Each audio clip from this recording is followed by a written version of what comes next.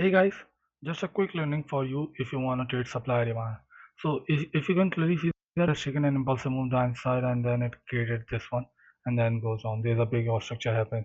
What usually people do that on a 5 minute time frame, they will be see that oh market has created this one and then it goes down and again it created a long week downside.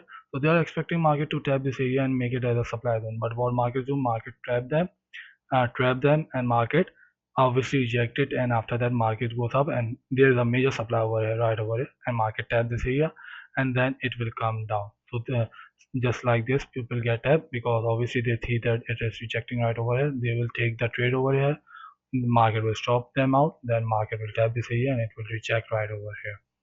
So just look after this, and this is some as what we can say there, it's a trap for the sellers. So look after this trap and just see if there is a supply right over there or anything.